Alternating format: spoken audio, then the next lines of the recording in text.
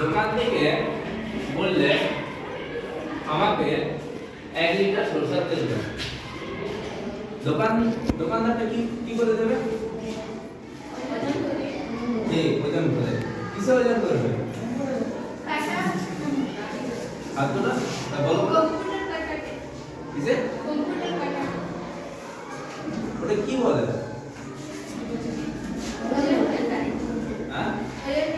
হ্যাঁ ওজন গাড়ি। ঠিক বলো। তোমরা গাড়িতে পেট্রোল ভরা দেখেছো? দেখো যদি বাসে যাও মানে যখন পেট্রোল ভরে তখন কাটা উঠে যে 1 লিটার 2 লিটার 3 লিটার আর একদিকে টাকা উঠে কত টাকা, ঠিক আছে? ওই যে এই যে মাপছে এই লিটার, এটা কিসের সাহায্যে মাপে ওরা? বলো কিসের সাহায্যে মাপে?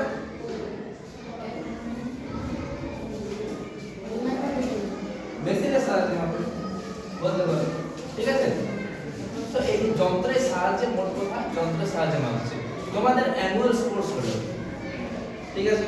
অ্যানুয়াল স্পোর্টস হলো, দেখবে তোমাদের ওই এই স্যারটা কি নাম, যিনি খেলাধুলা করেন? ওনার হাতে একটা জিনিস ছিল, একটা সিডি ছিল আর একটা জিনিস ছিল ঘড়ির মতো, কি বলে? Digital stopwatch. হ্যাঁ, ডিজিটাল স্টপওয়াচ। তুমি স্টপওয়াচও বলতে পারো, ঠিক আছে? স্টপওয়াচ কি মাপছে?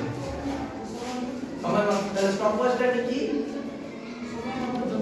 ঠিক, সময় মাপার যন্ত্র। তাহলে আজকে যেটা পড়ানো হবে সেটা হলো পরিমাপের যন্ত্র। পরিমাপ, যে কোনো কিছুর পরিমাপ, ভর, দৈর্ঘ্য, সময়, এইসব জিনিসগুলো পরিমাপের যন্ত্র সমস্যা।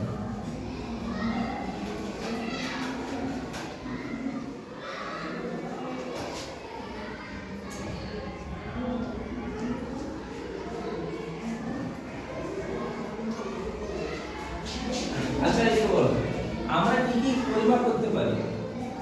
উদাহরণ দাও দেখি, কে বলে হাত তুলে? কি আমরা মাপতে পারি? চারদিকে দেখে বলো, হাত তুলে বলো। কি? হ্যাঁ, আর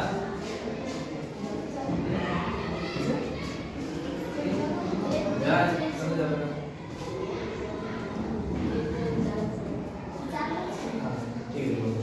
আমরা মাপতে পারি কোনো কিছু দৈর্ঘ্য, প্রস্থ, উচ্চতা, ভর, আর কি সময়, আয়তন, মানে যেগুলো ভৌত রাশি আছে, যেগুলো পরিমাপযোগ্য, মানে যেগুলো আমরা মাপতে পারি, এগুলো মাপতে পারি, ঠিক আছে?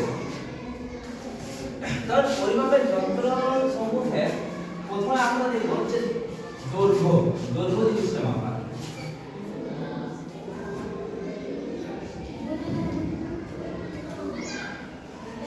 দৈর্ঘ্যের একক কি কে বলতে পারবে? সিজিএস আর এসআই দুটোই বলতে হবে। হাত তুলো,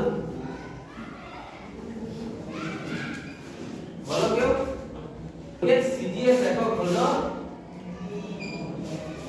মিটার, আর এসআই একক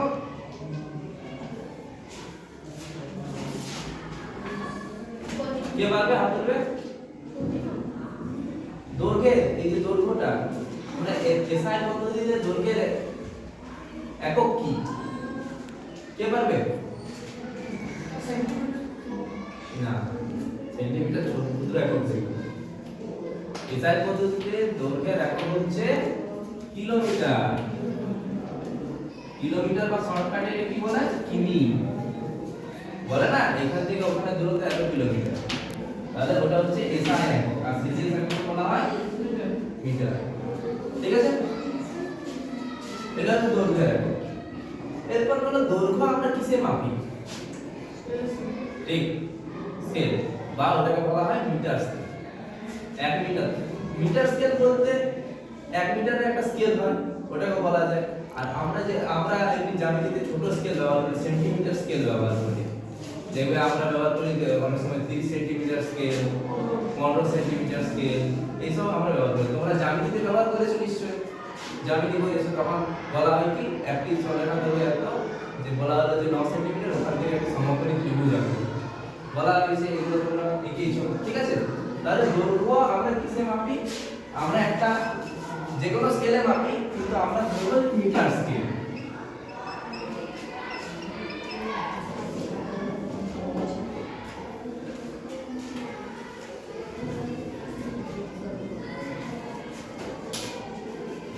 ঠিক আছে, কিন্তু এই মিটার স্কেলটা মাপার জন্য কিছুগুলো আমাদের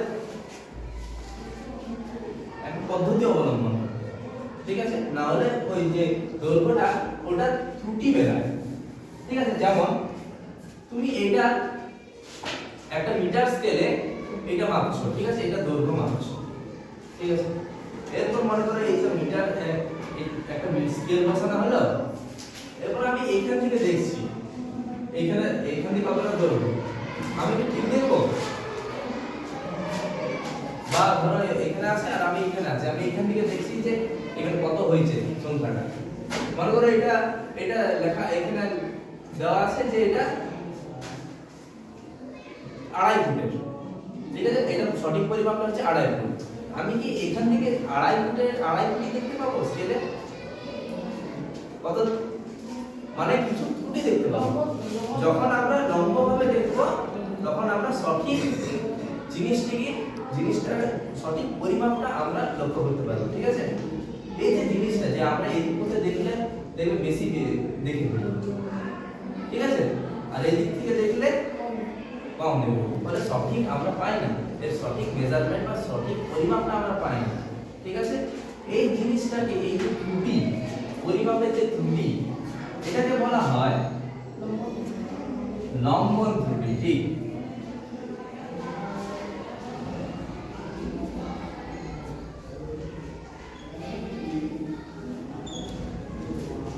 তাহলে সবসময় কি করতে হয়, কোনো কিছু মাপার ক্ষেত্রে আমার চোখ থাকবে একদম লম্বভাবে, সেই হিসাবে আমরা কোনো জিনিসের সঠিক পরিমাপ করতে পারব, ঠিক আছে। তাহলে দৈর্ঘ্যের পরিমাপে এই জিনিসগুলো লক্ষ্য করুন, এই ত্রুটিটা একটু বুঝে সুঝে কাজ করতে, যাতে এই ত্রুটিটা না হয়।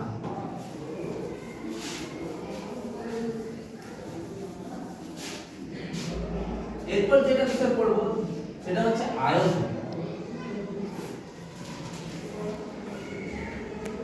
বলতে পারবে আয়তন সমান কি? ঘরের সাথে কি সম্পর্ক?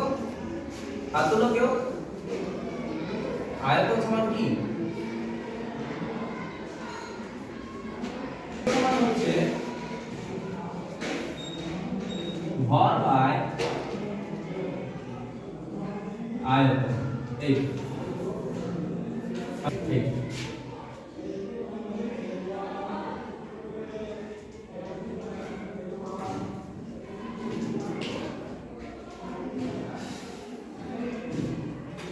এটা হচ্ছে বস্তুর আয়তন, ঠিক আছে। এর মাত্রা কে বলতে পারবে?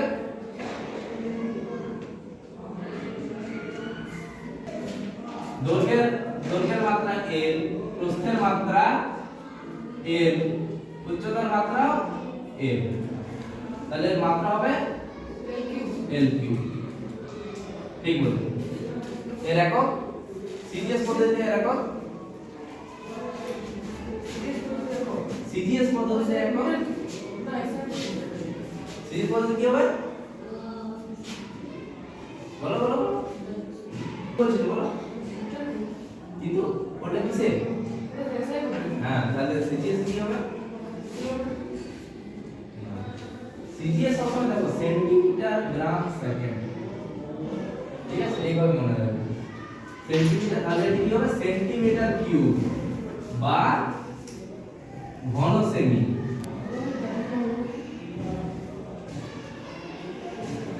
আর এসআই পদ্ধতিতে কি বললে বলো? মিটার কিউব বা ঘন মিটার, ঠিক আছে। আয়তন সম্বন্ধে জানলে এটা। আয়তনের সাথে ঘনত্বের কি সম্পর্ক?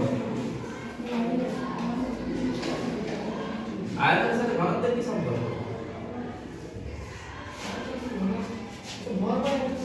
ঠিক বলেছো, ঘনত্ব সমান ভর বাই আয়তন। তাহলে আয়তনের সাথে এই ঘনত্বের এটা একটা সম্পর্ক, ঠিক আছে। এবার আয়তন যে মাপবো, পরিমাপের যন্ত্র সম্বন্ধে আয়তন মাপা হবে। এই আয়তন আমরা কিসে মাপি? আয়তন কি আমরা বলো? ঠিক, মাপনি চোঙ। চোঙ দেখেছো সবাই? কেরোসিন নিচে গেছে ওখানে যে রেশন দোকানে, ওখানে কিসে দেয়? এটা কিসে মাপে? ওদের একটা থাকে বলো, এটা একদম অ্যাকুরেট যে এটা 1 লিটার, এটা হাফ লিটারে, এটা 250 একটা থাকে। হ্যাঁ, জিনিসটা কি? ওরা হচ্ছে একই জিনিস মাপে।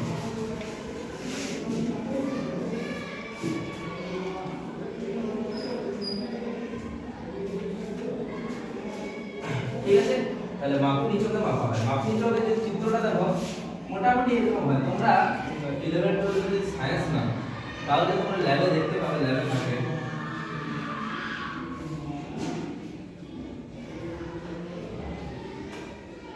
এমনি একটা জিনিস থাকে, এটা বেস, আর এখানে দেখবে কাটা দেওয়া, মানে মনে করো এইটুকু পর্যন্ত আছে, তাহলে এর 10 20 30 এটা 100 মনে করো 100 ml পর্যন্ত আছে, ঠিক আছে। এরকম একটা চিত্র মাপনি চোখ।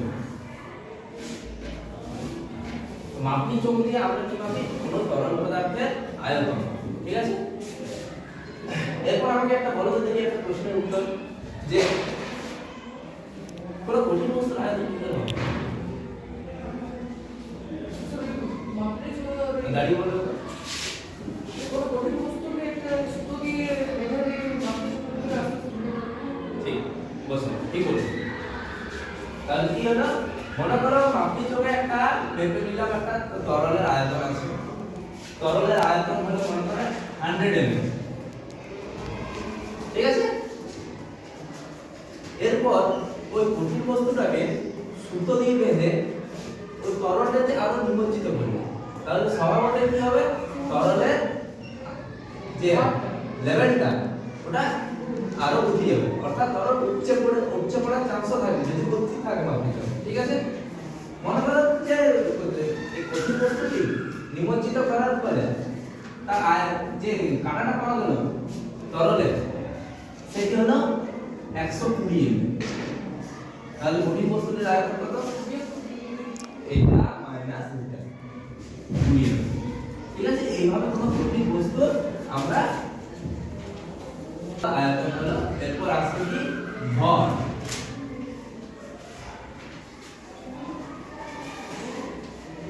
তোমরা দোকানে যাও, কোনোদিন এমনি চেয়েছো যে 10 টাকা চানাচুর দাও বা 10 টাকা সেও ভাজা দাও, 20 টাকার সেও ভাজা, চানাচুর এইসব দাও, কি করে দেবে না? ঠিক মেপে দেবে। কিসে মাপে? দাড়ি পাল্লা। হ্যাঁ, তুমি কি বলছো? ওটা কি বলে? হ্যাঁ, আর ডিজিটাল ওটা কি বলে? স্প্রিংকলার। আর তাছাড়া যেটা আমরা দাড়ি পাল্লা বলছি, সেটা কি বলছে? সাধারণ তুলা, ঠিক আছে। তুলা যন্ত্র মানে দু রকম, একটা স্প্রিং তুলা যন্ত্র আর একটা সাধারণ তুলা যন্ত্র। এরপর দেখো তোমাদের একটা জিনিস বলি, এটা তোমরা কি দেখতে পাচ্ছ?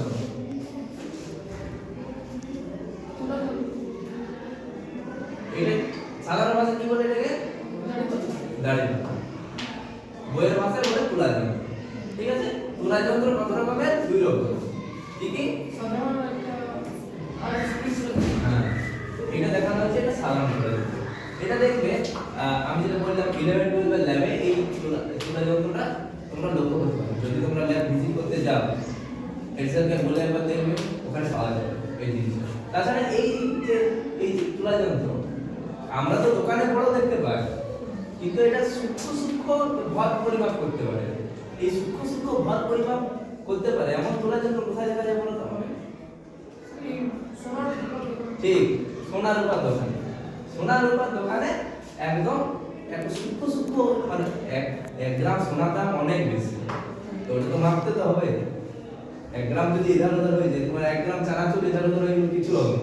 তো 1 গ্রাম সোনা যদি ইধার উধার হয়, কত টাকা পার্থক্য চলে আসে। ঠিক আছে, ওখানে সূক্ষ্ম সূক্ষ্ম ভর মাপার জন্য একটা তুলা যন্ত্র ব্যবহার করা হয়। ঠিক আছে, তো এটা হচ্ছে সাধারণ তুলা যন্ত্র, এটা ভরের পরিমাপ করে। ঠিক আছে, এই যে তুলা যন্ত্রে বাটখারা কোন অনুপাতে রাখা হয়? কোন অনুপাতে রাখলে বাটখারা মানে সব রকমের আমরা ভর পেতে পারি। তো বলো বলো বলো। 5:2 is 1. বলো ঠিক বলছো। 5:2 1। ঠিক আছে, এই অনুপাতে রাখলে তোমরা যে কোনো ভর পেতে পারো। এটা মনে করো আমাকে সর্বোচ্চ মাপতে হবে 10 গ্রাম, মনে করো। তুমি একটা সংখ্যা বলো 1 থেকে 10 এর মধ্যে 5, তাহলে 5 গ্রাম মনে করো 10 গ্রাম মাপতে হবে। 5 গ্রাম 10 গ্রাম সর্বোচ্চ আমি মাপতে পারি 10 গ্রাম, তাহলে 5 গ্রাম মাপতে হবে। তো এখান থেকে 5 পেয়ে যাবো। যদি 7 মাপতে হয় তাহলে 5 বাটখারা, 5 এর একটা বাটখারা আর 2 গ্রামের একটা বাটখারা। ঠিক আছে, বুঝলে? যদি 4 মাপতে হয় তাহলে 2 গ্রামের একটা বাটখারা আর 2 গ্রামের একটা বাটখারা। 6 গ্রাম মাপতে হলে 5 এর একটি আর 1 এর। ঠিক আছে, এরকম মনে করো সর্বোচ্চ আছে 100 গ্রাম। ঠিক আছে, এগুলো যোগ করে পেতে পারো। তাছাড়া ওখানে যদি বড় বাটখারা থাকে তাহলে থাকতে পারে দেখো 50 20 10। 100 কি করে পাবে? 100 গ্রাম তোমাকে মাপতে হলে কি কি বাটখারা নিতে হবে? বলো তুমি বলো বলো গাড়ি বলো 50 আর সবগুলো যোগ করে তাহলে 100, তাহলে 100 গ্রাম আমরা মাপতে পারবো। এটা হলো আমরা বসুন ঠিক বলছি ভরের পরিমাপ আমরা এইভাবে করতে পারি। আর বাটখারাগুলো 5:2:2:1 অনুপাতে আসে। এটা একটু লক্ষ্য করবে, এটা পরীক্ষায় আসে কিন্তু। হ্যাঁ, ঠিক আছে। এরপরে আছে ভর হয়েছে, এরপর আছে সময় থাকে, একটা সিটি থাকে আর একটা কি থাকে স্টপ। তাহলে সময়ের পরিমাপ আমরা কিসে করতে পারি? ঘড়ি আর ঘড়ি সব। আমরা একে দেখো ঘড়ি এর কটা বাজছে? 3:15। 3:15। কিভাবে মাপলে? ঘড়ি দেখতেছি দেখতেছি। তাহলে কি হলো দেখো, এই ঘড়িটা সময়কে একটা পরিমাপ করছে। ঠিক আছে, এখন তোমরা বিকালে এটা কি একটা বিকাল টাইম হলো। ঠিক আছে, তোমরা বুঝতে পারলে যে 3:15 হচ্ছে। ঠিক আছে, তাহলে ঘড়ি একটা হচ্ছে দেওয়াল ঘড়ি সময় পরিমাপ করে, আর একটা হচ্ছে আর ঘড়িটা একই ব্যাপার। আর ঘড়িটা এই সময় ব্যাপার করে। আর এটা বলে বিরাম ঘড়ি বা স্টপ, যেটা ও বললো। ঠিক আছে, বিরাম ঘড়ি স্টপ ওয়াচ। বিরাম ঘড়ি স্টপ ওয়াচের মধ্যে ওই ঘন্টা মিনিট এই সব ম্যাটার থাকে না। মানে একটা স্টার্ট করলাম কি হয় হচ্ছে দিতে পারবো স্টপ করার সময় ঠিক আছে। তাহলে বুঝা যায় কত সেকেন্ড হলো, মানে টোটাল এই দৌড়া স্টার্ট করলাম, দৌড়ার সময় স্টপওয়াচ টিপে দিলাম আর তারপরে রেস্ট ফিনিশের সময় আবার স্টপওয়াচ টিপে দিলাম, তাহলে ওটা বোঝা যায় কত সেকেন্ডে কমপ্লিট করলো। এই সব জিনিসগুলো মাপার জন্য স্টপওয়াচ ব্যবহার করা। আর বিরাম এই ঘড়িগুলো দেওয়াল ঘড়ি হাত ঘড়ি এমনি সময় হবে। আর ডিজিটাল ঘড়ি কোনটাকে বলে? না সূক্ষ্ম হবে। না, ডিজিটাল ঘড়ি সূক্ষ্ম তো সবই মাপে। ডিজিটাল ঘড়ি যেমন ডিজিটাল হাত ঘড়ি এগুলো পরে আসো তোমরা, স্মার্ট ওয়াচ বুঝতে পারলে, মোবাইলের সাথে কানেক্ট থাকে ব্লুটুথে। ঠিক আছে, ওগুলো স্মার্ট ওয়াচ। ঠিক আছে, এইভাবে সময় পরিমাপ করা।